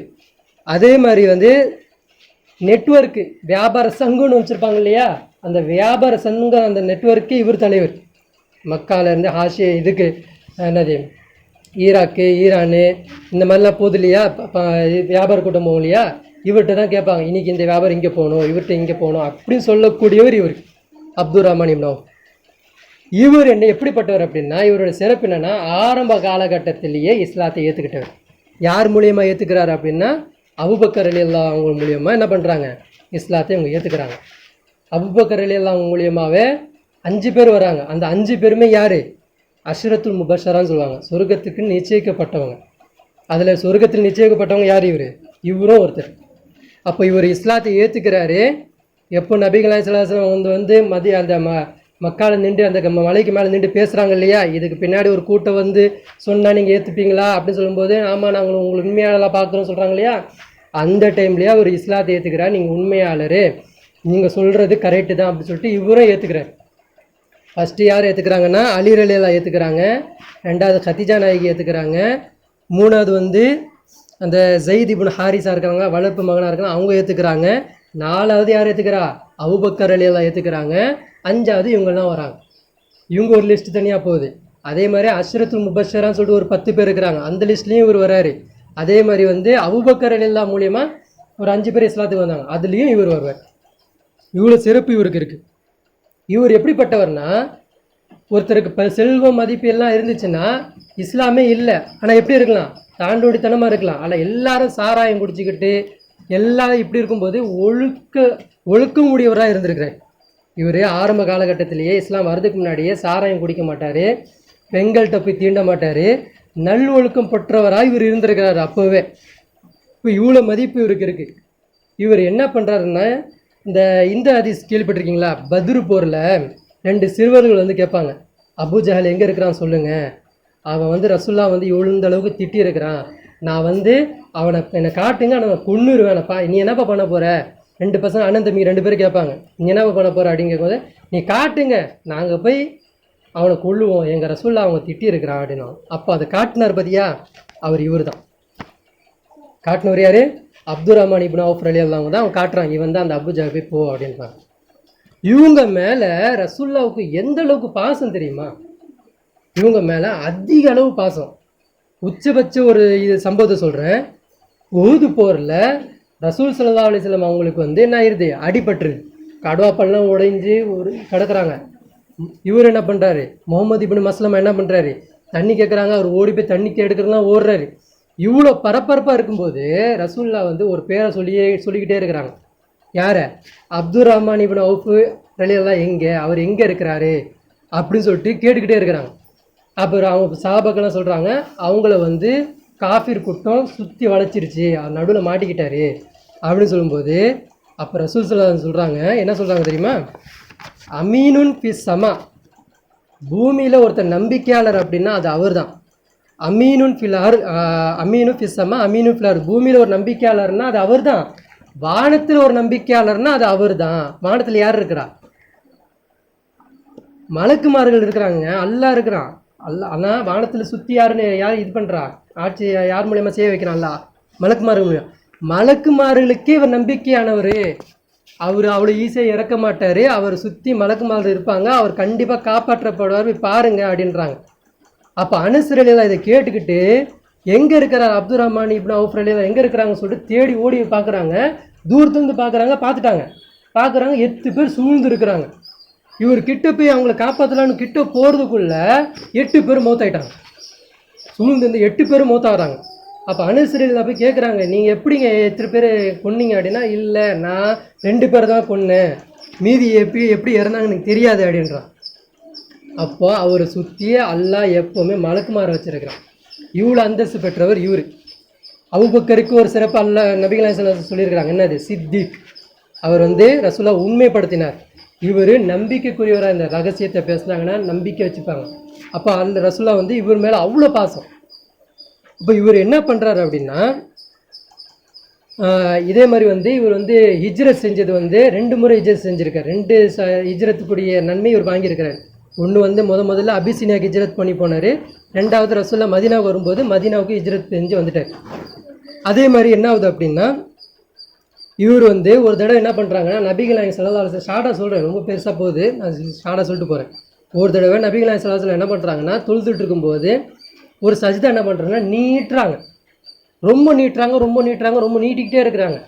இவர் சஜ்தாலே இருக்கிறார். என்ன ஆயிடுச்சு, ஒரு வேளை உயிர் போயிடுச்சா என்னவோன்னு பயந்து நான் என்ன பண்ணேன், எழுந்திரிச்சு அல்லாஹ் அக்பர் மாதிரி நான் சவுண்டு கொடுத்தேன். உடனே நபி நாயகம் எழுந்துட்டு சலாம் கொடுத்துட்டு என்ன விஷயம்னு கேட்டாங்க. ஏன் அப்படி சொன்னீங்க? இல்லை, நீங்கள் ரொம்ப நேரம் இருந்தீங்க, வழக்கத்துக்கு மாற்றமாக எனக்கு பயம் வந்துருச்சு அப்படின்றான். அப்போ நபிகள் நாயகம் ஸல்லல்லாஹு அலைஹி வஸல்லம் சொல்கிறாங்க, அல்லாஹ் எனக்கு வந்து ஒரு சுப செய்தி சொன்னால் அதுக்கு நான் நன்றி பாராட்டும் விதமாக நான் என்ன பண்ணேன், சஜ்தாவில் விழுந்து கிடந்தேன் அப்படின்னு சொல்கிறாங்க. அது என்ன செய்தி அப்படின்னு சொல்லிட்டு அப்துல் ரஹ்மான் இப்னு அவுஃப் ரலியல்லாஹு சொல்லலை, ரசூலுல்லாஹும் சொல்லலை. இதிலிருந்து நமக்கு என்ன தெரியுதுன்னா, ஏதாச்சும் ஒரு சந்தோஷமான செய்தி கிடைச்சா நம்ம என்ன பண்ணலாம், அல்லாஹ்வுக்கு சஜ்தாவில் விழுந்து நன்றி பாராட்டலாம் என்பது நமக்கு கிடைக்குது. அதே மாதிரி என்ன ஆகுது அப்படின்னா, இவங்க வந்து மதீனாவுக்கு வராங்க. யார்? அப்துல் ரஹ்மான் இப்னு அவுஃப் ரலியல்லாஹு வந்து மதீனாவுக்கு வராங்க. மதீனாவுக்கு வரும்போது எப்படி வராங்க, சொத்து பத்து எல்லாத்தையும் விட்டுட்டு வெறும் கை வீசிட்டு வராங்க. அப்போ வரும்போது என்ன ஆகுது அப்படின்னா, இவருக்கு வந்து ஒருத்தரை வந்து என்ன பண்ணுறாங்க, தோழராக நியமிக்கிறாங்க. அவர் பேர் என்ன அப்படின்னா, சாத் இப்னு ரபி. சஅத் இப்னு ரபீ ரலியல்லாஹு அன்ஹு அவர். இவர் கூட இவருக்கு என்ன பண்ணுறாங்க, தூய்மை பாராட்டுறாங்க. நீங்கள் என்ன பண்ணுங்க, இவரோட இனிமேல் என்ன பண்ணணும், தூய்மையாக நீங்கள் இருக்கணும், இவரோட இனிமேல் நீங்கள் தூய்மையாக இருக்கணும் அப்படின்னு சொன்னோன்னே அவர் என்ன பண்ணுறாரு, இது வரைக்கும் அப்துல் ரஹ்மான் இப்னு அவுஃப் ரலியல்லாஹு எப்படி இருக்கிறாங்கன்னு கூட அவங்க பார்க்கல. அவர் முகம் எப்படி இருக்கும், அவர் எந்த குலம், என்ன இது எப்படி இருப்பார், எதில் தேர்ச்சி பெற்றவர், எதுவுமே இவருக்கு தெரியாது. இவர் வந்துறாரு ஃபஸ்ட்டு அப்துல் ரஹ்மான் இப்னு அவுஃப் ரலியல்லாஹு அவங்கள வந்து சஅத் இப்னு ரபீ ரலியல்லாஹு அவங்க பார்க்குறாங்க. பார்த்தோன்னே என்ன பண்ணுறாங்க அப்படின்னா, ஃபஸ்ட்டு எடுத்துன்னு என்ன சொல்கிறாங்க அப்படின்னா, இங்கே பாருங்கள், அல்லாஹ் ரசூல்லா வந்து உங்களோட எனக்கு என்ன பண்ணிட்டாங்க, தொடர்பு வச்சுட்டாங்க. எனக்கு வந்து செல்வம், இவ்வளோ செல்வம் இருக்குது. என்ன சொல்கிறாங்க, எனக்கு இவ்வளோ செல்வம் இருக்குது, இந்த செல்வத்தில் நான் பாதியை உங்களுக்கு தரேன். என்ன சொல்கிறாங்க, செல்வத்தில் பாதியை தரேன். வீடு இருக்கா, வீடில் பாதி வீடு எடுத்துக்கோங்க. எனக்கு ஒரு 2 மனைவி இருக்கிறாங்க, என் 2 மனைவி கொண்டு வந்து முன்னாடி நிற்க வைக்கிறேன். உங்களுக்கு எந்த மனைவி பிடிச்சிருக்கோ சொல்லுங்கள், நான் அவங்கள தலா கொடுத்து இத்தாக்காலம் முடிக்க வச்சு நானே உங்களுக்கு திருமணம் செஞ்சு வைக்கிறேன் அப்படின்னு சொல்லிட்டு இவர் ஃபுல்லாக இவருக்கு எக்ஸ்பிளைன் பண்ணுறாரு. இவர் எப்படிப்பட்டவர், அப்துல் ரஹ்மான் இப்னு அவுஃப் ரலியல்லாஹு கொடுத்து என்னது அதிகமாக கொடுத்தவர், வாங்கப்பட்டவர் இல்லை. இவருக்கு கொடுக்கறது தான் பிடிக்கும். ஆரம்பத்திலே இவர் கொடுத்தவர். இப்போ இவருக்கு என்ன சொல்கிறாருன்னா, சஅத் இப்னு ரலியல்லாஹு அவங்களுக்கு பார்த்துட்டு சொல்கிறாங்க, நீங்கள் அதெல்லாம் பண்ண வேணாம், எனக்கு சந்தையை காமிங்க, மார்க்கெட்டை காமிங்க, என்னால் என்ன இருக்கும் நான் போய் சம்பாரிச்சு வந்துக்கிறேன், இதெல்லாம் வேணாம், நீங்கள் சொன்னதே ரொம்ப சந்தோஷம். பாரக்கல்லாஹு லக்க வலி அஹ்லிக்க வ மாலிக்க, நீங்கள் சொன்னதுனால உங்களுக்கும் உங்கள் குடும்பத்துக்கும் உங்கள் செல்வத்துக்கும் அல்லாஹ் என்ன பண்ணிட்டோம், பரக்கத்தை கொடுக்கட்டும். எனக்கு அந்த சந்தையை மட்டும் காமிங்க, நான் போயிட்டு என்ன பண்ணுறேன், நான் உழைச்சிட்டு வரேன் அப்படின்னு சொன்னோன்னே கைனுக்கா அப்படின்ற ஒரு சந்தைக்கு என்ன பண்ணுறாங்க, இவர் கொண்டு போய் கூப்பிட்டு போய் விடுறாரு. இவர் என்ன பண்ணுறாரு, போனோடனே இவர் வந்து எப்படிப்பட்டவர் நெட்வொர்க் வச்சுருந்தவர். அதாவது வந்து இந்த பங்கு சந்தை இங்கே கொண்டு இங்கே போடு எப்படி கொடுக்கு, வியாபாரி சங்கத்தில் ஒரு தலைவரில் இவர் என்ன பண்ணுறாருன்னா, கையில் ஒன்றுமே கிடையாது. அந்த மதீனாவாசிகளுக்கு இவர் யாரு கூட தெரியாது. இவர் என்ன பண்ணுறாருன்னா, ஒருத்தர் விற்கிறத பார்க்குறாரு, அவர் விற்க தெரியல, அந்த பொருளை எப்படி விற்கணும்னு தெரியல. இவர் போய் அவர்கிட்ட பேசுகிறார், இந்த பொருளை நான் விற்று காட்டட்டுமா, அப்படின்றார். சரி விற்று காட்டுங்க அப்படின்னு சொல்லிட்டு அவர் என்ன பண்ணுறாரு, ஒரு அக்ரிமெண்ட் இதில் பேசிக்கிறார். ஊரில் கொண்டு போய் என்ன பண்ணுறாருன்னா, எங்கே போயிட்டு பெரிய சந்தைகள் பெரிய இவங்களாம் வருவாங்க இல்லையா, அவங்கள்ட்ட கொண்டு போய் இது என்ன பண்ணுறாரு, இந்த பொருளை விற்றுட்டு கமிஷன் தொகையாக கொண்டு வந்து கொடுக்குறாரு. இந்தாங்க உங்களோட பொருளுடைய இது ரேட்டு, இதோடைய லாபம் இவ்வளோ, நீங்கள் என்ன தரீங்களோ தாங்க அப்படின்றாங்க. அதை வாங்கிட்டு வந்து என்ன பண்ணுறாரு, அன்றைக்கி நைட்டு தேனையும் பேரிச்ச பழத்தை வச்சுக்கிட்டு சாப்பிட்டுக்கிட்டு அன்றைக்கி நைட்டு அவருக்கு பொழுது கழிக்கிறார்.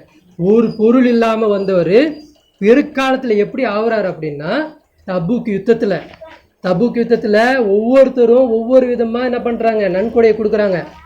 அப்போது இவர் என்ன பண்ணுறாருன்னா, ரசூல் ஸல்லல்லாஹு அலைஹி வஸல்லம் வந்து ரசூலா கேட்குறாங்க, எனக்கு வந்து இவ்வளோ காசு தேவைப்படுது அப்படின்னு சொல்லும்போது இவர் என்ன பண்ணுறாரு அப்படின்னா, அப்போது அவர் மதீனாவுக்கு வந்து 800 தீனார் வச்சுருக்கிறார், 800 தங்க பொற்காசுகள் வச்சுருக்கிறார்.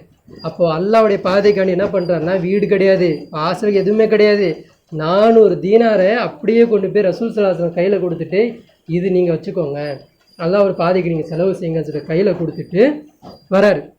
அப்போ ரசூல் ஸல்லல்லாஹு அலைஹி வஸல்லம் துவா கேட்குறாங்க, பாரக்கல்லாஹு ஃபீமா ஆதைத்த வ பாரக ஃபீமா அம்சக்த, நீ எதை கொடுத்தியோ அதை கொண்டு அல்லாஹ் எனக்கு பரக்கத்து கொடுப்பான், நீ எதையெல்லாம் நீ வச்சிருக்கிறியோ அதையும் அல்லாஹ் உனக்கு பரக்கத்து கொடுப்பான்னு சொல்லிட்டு நபிகள் நாயகம் ஸல்லல்லாஹு அலைஹி வஸல்லம் சொல்ல, அவரை எப்படி சொல்கிறாங்க ஹதீஸில், நான் ஒரு பாறையை தூக்குனா அதுக்கு பாறைக்கு கீழே தங்கம் இருந்தது அப்படின்னா என்ன அர்த்தம், நான் சின்ன வியாபாரம் செஞ்சாலும் அதுலேருந்து எல்லாம் எனக்கு பல்மடங்கு வியாபாரத்தை எனக்கு கொடுத்தான், இது என்ன பண்ண லாபத்தை கொடுத்தான், நான் தொட்டதெல்லாம் எனக்கு எல்லாம் என்ன பண்ணான் அதிகமாக தான் கொடுத்தான் எனக்கு அப்படின்னு சொல்லிட்டு இவர் சொல்கிறார். இதுக்கப்புறம் என்ன ஆகுது அப்படின்னா, ஒரு காலகட்டத்தில் ஹிஜ்ரி 8ஆம் வருஷம் என்ன ஆகுது அப்படின்னா, ஹாலித் இப்னு ரலியல்லாஹு இருக்கிறாங்க, ஹாலித் இப்னு ரலியல்லாஹு அவருக்கு பட தளபதியை இவர் போகிறார். போகும்போது ஃபஸ்ட்டு அக்ரிமெண்ட் என்னது, போகணுன்னு போர் செஞ்சிடக்கூடாது, ஃபஸ்ட்டு எதிராளிகிட்ட பேசணும். அப்போ இவர் என்ன பண்ணுறாருன்னா, ஹாலித் ரலியல்லாஹு என்ன பண்ணுறாங்க அப்படின்னா, பேசாமல் போய் அட்டாக் பண்ணிடுறாரு. அட்டாக் பண்ண உடனே போர் முடிஞ்சிருச்சு, வெற்றி கண்டுட்டாங்க. ஆனால் இந்த அப்துல் ரஹ்மான் இப்னு அவுஃப் ரலியல்லாஹு என்ன பண்ணுறாங்க, நீங்கள் பண்ணது தப்பு, நீங்கள் அதாவது வந்து உங்களுடைய வாப்பாவை மச்சானையும் கொண்டிருக்காங்கன்னு சொல்லிட்டு ஒரு அந்த உள்ள ஒரு கரு வச்சுக்கிட்டு என்ன பண்ணீங்க, மக்கள்கிட்ட கேட்காமலே போர் பண்ணிட்டீங்க, இது நீங்கள் செஞ்சது தப்பு, நீங்கள் ஜாயிலியாக மடமைத்தனம் பண்ணிட்டீங்க அப்படின்னு சொல்லிட்டு இவர் சொல்ல, நான் தான் போர் தளபதி அப்படின்னு சொல்லிட்டு ஹாலித் ரலியல்லாஹு அவங்க சொல்ல இந்த விவகாரம் என்ன ஆயிடுச்சு அப்படின்னா, நான் உங்கள்கிட்ட பேசலை, நான் ரசூலாட்ட பேசிக்கிறேன்னு சொல்லிட்டு என்ன பண்ணுறாங்க, அவங்களுக்குள்ள சண்டை போட்டு காலை நீ பெரியவனா நான் பெரியவனா அவங்க பண்ணலை. என்ன பண்ணுறாங்கன்னா இதோட விட்டுருக்கோங்க, நான் ரசூலாட்ட பேசிக்கிறேன்னு சொல்லிட்டு ரசூலாட்ட வந்துடுறாங்க. அப்துல் ரஹ்மான் இப்னு அவுஃப் ரலியல்லாஹு வந்துட்டு இந்த மாதிரி நடந்தது சொல்லிடுறாங்க. சொன்னோன்னே ஹாலித் ரலியல்லாஹு கூப்பிட்டு ரசூல்லா என்ன பண்ணுறாங்கன்னா அட்வைஸ் பண்ணுறாங்க. நீங்கள் அல்லாவுடைய வாளில் ஒரு வாள் உங்கள் வாள், உங்கள் மூலியமாக தான் நிறையா வெற்றி அல்லாஹ் நம்ம கொடுக்க போகிறான்றது எனக்கு தெரியும். ஆனால் என் தோழரை நீங்கள் எப்படி ஏசுவீங்க, என் தோழரை எப்படி நீங்கள் ஏசுவீங்க, எப்படி ஏச முடிஞ்சது? அவர் யார் தெரியுமா? பத்ரு சஹாபி, அவர் உஹுது சஹாபி, அவர் அமீன். யாருக்கு அமீன்? மலக்குமார்களுக்கு அவர் அமீன். அவரை நீங்கள் ஏசலாமா, அவரை நீங்கள் திட்டலாமா அப்படின்னு சொல்லும்போது ரசூலுல்லாஹ் இப்படி சொல்லிட்டாங்களே, நான் எப்படி சொல்லிட்டு அப்துல் ரஹ்மான் இப்னு அவுஃப் ரலியல்லாஹு போய் மன்னிப்பு கேட்குறாங்க. யார்? ஹாலித் ரலியல்லாஹு. இப்போ இது மாதிரிலாம் அவருடைய அந்தஸ்து சிறப்பு அதிகமாக இருக்குது. ஒரு கட்டத்தில் என்ன ஆகுது அப்படின்னா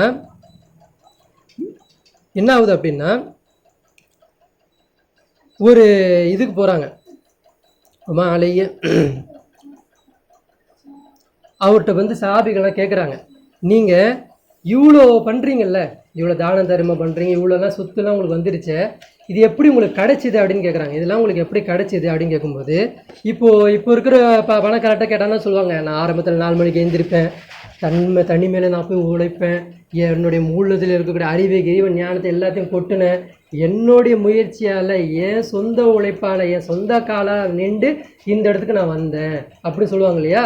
இப்போ இவர்கிட்ட கேட்கும்போது இவர் என்ன சொல்கிறார் அப்படின்னா, ஒமா அலைய, நான் பெருசாக ஒன்றும் செய்யலை, இந்த சதக்த மியா ஃபில் பசபா ஒமா யத்தி அல்லாஹு அல்ஃபன் ஃபில் மசா.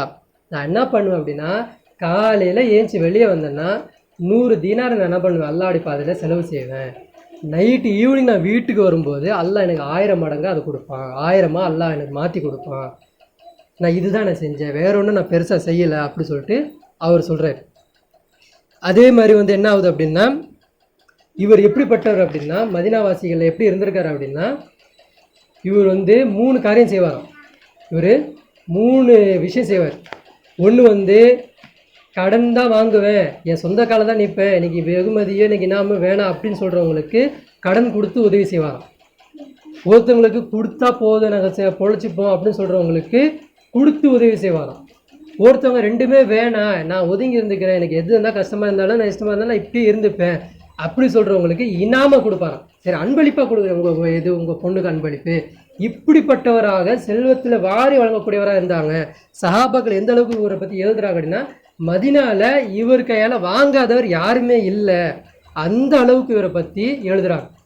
ஒரு சம்பவத்தை சொல்லி இந்த உரையை முடிச்சுக்கிறேன். உமர் ரலியல்லாஹு காலத்தில் ஒரு பஞ்சம் வருது. உமர் ரலியல்லாஹு காலத்தில் நீங்கள் உமர் சீரஸை பார்த்தாலும் தெரியும் உங்களுக்கு, ஒரு பஞ்சம் வரும். ஆனால் ஒரு கட்டத்தில் ஹாலித் இப்னு ரலியல்லாஹு என்ன பண்ணுவாங்க, ஒவ்வொரு ஊரில் போயிட்டு ஜெயிச்சு என்ன பண்ணுவாங்க, கனிமத் பொருட்கள்லாம் கொண்டு வருவாங்க. ஆனால் எல்லாம் வருது, ஆனால் உணவு தட்டுப்பாடாயிருச்சு, பஞ்சம் இருந்திருக்கு, மக்களுக்கு அதிகமான பஞ்சம் இருக்குது. அப்போ என்ன ஆகுது அப்படின்னா, அந்த டைமில் என்ன ஆகுதுன்னா உணவு இல்லை. அப்போது மதீனாவில் என்ன ஆகுது, 700 ஒட்டகத்தில் உணவுப் பொருட்கள் வருது. 700 ஒட்டகத்தில் உணவுப் பொருட்கள் வருது. இது யாருதுன்னு சொல்லிட்டு மக்கள்லாம் விசாரிக்கும்போது யாருது வருது, இது அப்துல் ரஹ்மான் இப்னு அவுஃப் ரலியல்லாஹு வருது. அப்போ இவங்களுக்கு வந்தோடனே உமர் ரலியல்லாஹு என்ன பண்ணுறாங்க அப்படின்னா, போய் பேசுகிறாங்க. இவர் அரசாங்கம், இவர் ஹலீஃபா இல்லையா, அப்போ பேசுகிறாங்க. இந்த மாதிரி அப்துல் ரஹ்மானே, இந்த மாதிரி மக்கள்லாம் ரொம்ப கஷ்டப்படுறாங்க, சாப்பாடு இல்லாமல் இருக்கிறாங்க, நீங்கள் உங்கள் உணவுப் பொருட்களெல்லாம் எனக்கு விற்றுருங்க, எனக்கு கொடுத்துட்டீங்க அப்படின்னா நான் உங்களுக்கு என்ன ஒரு தொகையோ அதை விட 1 மடங்கு நான் எக்ஸ்ட்ரா வச்சு உங்களுக்கு கொடுத்துட்றேன் அப்படின்னு சொன்னீங்க. இவர் அப்துல் ரஹ்மான் இப்னு அவுஃப் ரலியல்லாஹு என்ன சொல்கிறாங்கன்னா, பத்தாது, 1 மடங்கு எனக்கு பத்தாது அப்படின்றாங்க. ஒரு உதாரணத்தை வச்சுக்கோங்களேன், ஒரு 20 கோடி ரூபாய் சரக்குன்னு வச்சுக்கோங்களேன், நான் 21 கோடி ரூபாய் நான் கொடுத்துருங்க அப்படின்னு சொல்கிறாங்க. இவர் சொல்கிறார், இது பத்தாது, 1 மடங்கு எனக்கு பத்தாது அப்படின்னு. சரிங்க, நான் 2 மடங்கு கொடுக்குறேன், மக்கள்லாம் கஷ்டப்படுறாங்க, 2 மடங்கு கொடுக்குறேன், நீங்கள் கொடுத்துருங்க, 22 கோடியாக கொடுக்குறேன், நீ கொடுத்துருங்க அப்படின்றாங்க. அப்போ அவர் சொல்கிறாரு, அதுவும் எனக்கு பத்தாது அப்படின்றது. இப்போ உமரில் கேட்குறாங்க, சரி 3 மடங்காவது கொடுக்குறேங்க, என்னங்க இப்படி ஆகிட்டீங்க, நீங்கள் ரசூலுல்லாஹ் காலத்தில் நீங்கள் எப்படி இருந்தவங்க, எப்படி வாரி வளர்ந்து கொடுத்துட்டு இருந்தீங்க, இப்போ என்ன கணக்கு பார்க்குறீங்க, நீங்கள் நினச்சா ஃப்ரீயாக கூட கொடுக்கலாம், நீங்கள் என்ன இப்படி பண்ணுறீங்க, நான் காசுக்கு தானே கேட்குறேன் அப்படின்றாரு. அப்போ இவர் சொல்கிறார் 3 மடங்கா, அதுவும் எனக்கு பத்தாது அப்படின்றாரு. உமர் அது சரியான கோவம். கலீஃபா வேறு இவர் சொன்னால் கொடுக்கணும், அப்படின்னா இவர் கொடுக்க மாட்டேன்றாரு. இப்போ எவ்வளோக்கு தான் சொல்லுங்கள், நீங்கள் சொல்லுங்கள் அப்படின்றாங்க. இவர் சொல்ல மாட்டேன், நீங்களே சொல்லுங்கள் எவ்வளோ கொடுப்பீங்க, நீங்களே சொல்லுங்கள் அப்படின்றாரு. அப்போ உமர் கேட்குறாங்க, சரிங்க ஃபைனலாக உங்களுக்கு வேணாம் எனக்கு வேணாம் 25 கொடுத்துட்றேன், இப்போ கொடுங்க, 24 25 கொடுக்குறேன், கொடுத்துருங்க அப்படின்றாங்க. அப்போ அவர் சொல்கிறாரு, முடியவே முடியாது கலீஃபாவே, நான் கொடுக்க மாட்டேன் அப்படின்றாரு. உமர் சரியான கோவம் வருது. இவ்வளோ பகானா உங்களுக்கு, இவ்வளோ பேராசையா, இப்படிப்பட்ட அப்துல் ரஹ்மானை நான் பார்த்தது இல்லை, எனக்கு இந்த அப்துல் ரஹ்மான் வேணாம். ரசூலுல்லாஹ் காலத்தை எப்படி பேர் வாங்கினீங்க நீங்கள், இன்னும் இப்போ இவ்வளோ சம்பாதிக்க, இவ்வளோ இங்கே பாருங்கள், பொருள் எந்த வியாபாரம் பண்ணதான் நீங்கள் வந்தீங்க, இப்படிலாம் நீங்கள் பேசாதீங்க கலீஃபாவை, என்ன இருக்கும் சொல்லுங்கள், முடிஞ்சால் கொடுங்க, என்னோடய ரேட்டுக்கு வாங்க, இல்லைன்னா முடியாதுன்னா போங்க, இதுக்கு போட்டு என்னையே ஜில்லா இப்போ பண்ணிகிட்டு இருக்கீங்க அப்படின்னு உமர் டென்ஷன் ஆகி போயிடுறாங்க. அப்போது இவர் அப்துல் ரஹ்மான் இப்னு அவுஃப் ரலியல்லாஹு என்ன பண்ணுறாங்கன்னா, செல்வத்தை அந்த ஒட்டகத்தை எல்லாத்தையும் 700 ஒட்டகத்தை உள்ள செல்வத்தை கொண்டு வந்து என்ன பண்ணுறாங்கன்னா சந்தையில் கொண்டு நிற்க வச்சுட்டு மக்களுக்கு பிரகடனமாக அறிவிக்கிறாங்க, மக்களே வாங்க, உங்களுக்கு என்னென்ன தேவை இருக்குன்றது எனக்கு நல்லா தெரியும், உங்கள் வீட்டில் எத்தனை பேர் இருக்கிறாங்க, எத்தனை மெம்பர் இருக்கீங்க எல்லாம் எனக்கு தெரியும், உங்கள் குடும்பத்துக்கு தேவையான அளவு உள்ள பொருட்கள் நீங்கள் எடுத்துகிட்டு போங்க. உங்கள் வீட்டுக்கு 25 கிலோ தேவையா, 25 கிலோவுக்கு தேவையான எடுத்துப்போங்க. உங்கள் வீட்டுக்கு 30 கிலோவா, அதுக்கு தேவையான எடுத்துப்போங்க. உங்கள் வீட்டுக்கு 1 கிலோ தானா, அந்த 1 கிலோவுக்கு தேவையான எடுத்துப்போங்க, ஏன்னா மக்கள் பஞ்சத்தில் இருக்கிறாங்க, நீங்கள் எடுத்துகிட்டு போங்க அப்படின்றாங்க. உமர் இல்லாக்கிட்டே இந்த செய்தி வருது, உங்கள்கிட்ட பேசினா கொடுக்க மாட்டேன்னாரு, இப்போ கொண்டு போய் சந்தையில் வச்சுக்கிட்டு இப்படி சொல்லிக்கிட்டு இருக்காரு அப்படின்னோடனே உமர் இல்லா ஓடி வராங்க.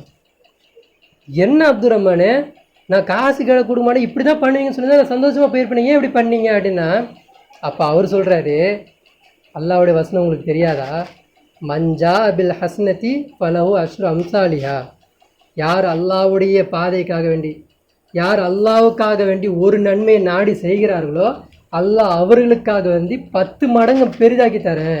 நீங்கள் எனக்கு 4 மடங்கு தான் கொடுக்குறேன், நீங்கள் அல்லாஹ் எனக்கு 10 மடங்கு தரேன்றான். எனக்கு எது வேணும், எது வேணும் உமரே கலீஃபாவை நீங்கள் சொல்லுங்கள் அப்படின்னோடனே உமர் கர்ணத்தில் அழுக வருது. அந்த மாதிரி ஈமானு யாருக்கு வரணும், நம்ம அனைவருக்கும் வரணும். அந்த மாதிரி பொருளாசை இல்லாதவர்களாக அல்லாஹ் எது கொடுத்தாலும், அல்லாஹ் நமக்கு கல்வி கொடுக்குறானா, அல்லாஹ் நமக்கு செல்வம் கொடுக்குறானா, அல்லாஹ் நமக்கு பதவி கொடுக்குறானா, அல்லாஹ் நமக்கு என்னது நம்மளுடைய ஃபேமிலியை அதிகப்படுத்துகிறானா, இதை வைத்து பெருமையடிக்கக்கூடாது, இதை வச்சு நம்ம ஆணவம் பண்ணக்கூடாது, இதை வச்சு அல்லாவுடைய பாதைக்கு தான் செலவு செய்யணும். ஞானம் வந்துச்சுன்னா அது அல்லாவுடைய பாதைக்கு செலவு செய்யணும், அதே மாதிரி செல்வம் வந்துச்சுன்னா அது அல்லாஹ் பாதையில் செலவு செய்யணும். இந்த மாதிரி சஹாபாக்கள் தனக்கு என்ன பண்ணாங்க, அவங்க அல்லாஹ் கிட்ட தான் வெகுமதியை வாங்கணும்னு நினச்சாங்களே தவிர உலகத்தில் யாருக்கிட்டையும் அவங்க நினைக்கல, அவங்க கையேந்தி கேட்கணும். இன்னும் நிறைய இருக்குது அப்துல் ரஹ்மான் இப்னு அவுஃப் ரலியல்லாஹு பற்றி, ஆனால் 1 மணி நேரத்துக்கு அதிகமாகிட்டதுனால நான் அவரை பற்றி முடிச்சுக்கிறேன். ஆனால் நம்ம எப்படி இருக்கணும் அப்படின்னா, காரூன் இருந்தால் பார்த்தீங்களா, அவனை மாதிரி நம்ம இருக்காமல், அல்லாஹ் அவனுக்கு ஷார்ட்டாக பேசுகிறான், அல்லாஹ் அவனுக்கு என்ன பண்ணுறான், ஷார்ட், நான் அவனுக்கு கொடுத்ததில்ல நீ மக்களுக்கு கொடுப்பா, நான் எவ்வளோ கொடுத்துருக்கேன், அதை வச்சு நீ மறுமையை தேடிக்கணும் அல்லாஹ் கேட்குறான். மக்கள் அதான் சொன்னாங்க, மறுமையை தேடுப்பா அப்படின்னா அவன் என்ன செஞ்சான், உலகத்தை தான் நான் தேடுவேன், உலகத்தில் தான் எனக்கு அந்தஸ்து வேணும், உலகத்தில் தான் எனக்கு பதவி வேணும், உலகத்தில் தான் மான மரியாதை எனக்கு வேணும், உலகத்தில் நான் என்ன எப்படி இருப்பேன், கர்வமாக இருப்பேன், அப்படி இதாக இருப்பேன் அப்படின்னு சொல்லிட்டு அவன் சொன்னான். இன்னைக்கு இந்த சஹாபிக்கு என்ன வந்தது, அதே செல்வம் அல்லாஹ் இங்கே இப்படி கொடுத்தான், இவர் எப்படி இருந்தார். இன்னொரு கடைசியாக சொல்லிடுறேன், அப்துல் ரஹ்மான் இப்னு அவுஃப் ரலியல்லாஹு என்ன பண்ணாங்க அப்படின்னா, இறுதி காலகட்டத்தில் அவங்களுக்கு தெரிஞ்சிருச்சு, இதுக்கப்புறம் நான் என்ன ஆயிடுவேன், இறந்துடுவேன் அப்படின்னு தெரிஞ்சவனீங்க தன்னுடைய குடும்பத்தை கூப்பிட்டு வசியத்து செய்கிறாங்க, என் குடும்பத்தினர்களே உங்களுக்குன்னு ஒரு சொத்தை நான் ஒதுக்கிட்டேன், ஆனால் மீதி இருக்கிற சொத்தை நீங்கள் என்ன பண்ணுங்க அப்படின்னா, நான் இறந்ததுக்கப்புறம் என் கூட பத்ரு சாபிகள் கலந்துக்கிட்டாங்க, பத்ரு போர்க்களத்தில் ஒரு 300 லட்சம் பேர் கலந்தாங்க, அதில் எனக்கு அப்புறம் யாரெல்லாம் உயிரோடு இருக்கிறாங்களோ அவங்களுக்கு நீங்கள் என்ன பண்ணுங்க, இந்த என்னுடைய செல்வத்திலிருந்து 400 தீனார் அவங்களுக்கு கொடுங்க, ஒவ்வொருத்தருக்கும் 400 தீனார் கொடுங்க அப்படின்றாங்க. அப்புறம் அப்துல் ரஹ்மான் இப்னு அவுஃப் ரலியல்லாஹு இறந்து போயிடுறாங்க. போனதுக்கு பிறகு கணக்கு எடுத்து பார்க்குறாங்க, 100 பத்ர் சஹாபிகள் இருக்கிறாங்க. அதில் யார் அடக்கம், கலீஃபாவாக இருக்கக்கூடிய அன்றைக்கி இருந்த கலீஃபாவாக இருக்கக்கூடிய உஸ்மான் ரலியல்லாஹு அடக்கம். அப்போ உஸ்மான் ரலியல்லாஹு கேட்குறாங்க, எனக்கும் தரமாட்டிங்களா அப்படின்னோடனே அப்போ அவரும் அது வாங்குறாரு. எதை, அப்துல் ரஹ்மான் இப்னு அவுஃப் அலி எல்லாரும் வச்சுருக்கிறாங்க இல்லையா அந்த செல்வம், அதுலேருந்து 400 தீனாரை ஒவ்வொரு பத்ரு சஹாபிகள் வாங்குறாங்க. அப்போ இப்படிப்பட்ட செல்வத்தை வந்து அல்லாஹ்வுடைய பாதையில் கொடுக்கறதுக்கும் அதை உதவி செய்கிறதுக்கு தான் அல்லாஹ் வந்து ஒருத்தரை வந்து அல்லாஹ் வந்து செல்வத்தால் பெருகிறானா, அல்லாஹ் அவனுக்கு அது கொடுக்கல, அவன் மூலியமாக அல்லாஹ் கொடுத்துக்கிட்டு இருக்கான். அது அவன் என்ன பண்ணணும் அப்படின்னா குடும்பத்தினர்களை பார்க்கணும். இப்படி நம்ம செஞ்சோம் அப்படின்னா அல்லாஹ் நம்மளை வந்து சிறந்த சமுதாயமாக நம்மளை பார்ப்பான். ஆனால் இதை செய்யாமல் ஏன் பணம், ஏன் அந்தஸ்து, நானாக வந்தேன், நானாக எடுத்துக்கிட்டேன், ஏன் முயற்சி, ஏன் கல்வி, ஏன் இது அப்படின்னு போனீங்க அப்படின்னா அல்லாஹ் அல்லாஹ் ஒவ்வொருத்தர்கிட்டையும் அவங்களுக்கு கொடுக்கப்பட்டதை வச்சு அல்லாஹ் விசாரிப்பான். ஆக நமக்கு பண ஆசை இல்லாமல் அல்லாஹ்வுக்கு தர வேண்டிய பெருமையை நம்ம எடுத்துக்காம அல்லாஹ்வை படுத்தக்கூடியவர்களாக நம்ம மாறணும். நமக்கு அல்லாஹ் எதை கொடுத்துருக்கானோ அதை கொண்டு அல்லாஹ்வின் பாதையில் சதகா செய்யணும். அல்லாஹ் நமக்கு நேரத்தை கொடுத்துருக்கானா அந்த நேரத்தை அல்லாஹ்வின் பாதையில் நான் சதகா செஞ்சு அல்லாஹ்வுக்காண்டி உட்காந்து கழிப்பேன். அல்லாஹ் எனக்கு கல்வி ஞானத்தை கொடுத்துருக்கானா அந்த கல்வி ஞானத்தை 4 பேருக்கு நான் சேர்ப்பேன் அப்படின்னு சொல்லிட்டு நம்ம மாறணும். இப்படிப்பட்டவரெல்லாம் மாறணும் அப்படின்னா அல்லாஹ்வுடைய உதவி நம்மக்கிட்ட கிட்ட வரும். அல்லாஹ் சொல்கிறாங்க இல்லையா, அவன் கையாக மாறிடுறான், அவன் காலாக மாறிடுறான், அவன் உங்களாகவே மாறிடுறான் அப்படின்றான் பார்த்தீங்களா, அந்த மக்களாக நம்ம மாறக்கூடும். ஆக இப்படிப்பட்டவரெல்லாம் மாறணும் அப்படின்னா முதல்ல நம்ம என்ன பண்ணணும், அல்லாஹ்வுடைய உண்மையான தீனை புரிஞ்சுக்கணும். அந்த தீனை புரிஞ்சுக்கிட்டனால தான் அன்றைக்குள்ள சஹாபாக்கள்னால தன் மனைவியை கூட தியாகம் பண்ண வந்தாங்க, சொத்தில் பாதி கொடுக்க வந்தாங்க. அவங்கள ஒருங்கிணைஞ்சது மார்க்கம் தான். மார்க்கம் ஸ்டடியாக இருந்தால் எல்லாமே ஸ்டடி ஆயிரும். அப்போ மார்க்கு கோட்டை விட்டுட்டு நான் வந்து என்னுடைய நம்பிக்கையில் நான் கரெக்டாக இருப்பேன் அப்படின்னா அப்போ மார்க்கம் சரியில்லை அப்படின்னா நம்பிக்கை வேஸ்ட்டு. அப்போ ரெண்டுமே நம்ம பக்குவம் படுத்தணும், ரெண்டுமே நம்ம ஒருங்கிணைஞ்சு பார்க்கணும், நம்ம ஃபேமிலியோடு ஒருங்கிணைஞ்சு போகணும். ஒருத்தருடைய கஷ்டத்தை அவர் கஷ்டமாக பார்க்காம நம்ம கஷ்டமாக பார்த்து அவரை தூக்கியோட தான் நம்ம பார்க்கணுமே தவிர அவரை இறங்கி போகிறது நம்ம என்ன பண்ணக்கூடாது, ரசிக்கக்கூடாது. அல்லாஹ் அப்படிப்பட்டவர்களே அல்லாஹ் பார்க்கக்கூடியவனாக இருக்கிறான். ஆக அல்லாஹ்வுடைய தண்டனைக்கு பயந்தவர்களாக, அல்லாஹ்வுடைய நரகத்துக்கு பயந்தவர்களாக, அல்லாஹ்வுடைய அசாபுக்கு பயந்தவர்களாக அல்லாஹ் என்ன பண்ணணும், நம்மளையெல்லாம் காப்பாற்றணும். நல்ல மக்களாக அல்லாஹ் உங்களையும் என்னையும் ஆக்கி அறிவு புரிவான சொல்லி என்னுடைய உரையை முடித்துக் கொள்கிறேன். வாஹிர் தாவானா அனில் அல்ஹம்துலில்லாஹி ரப்பில் ஆலமீன்.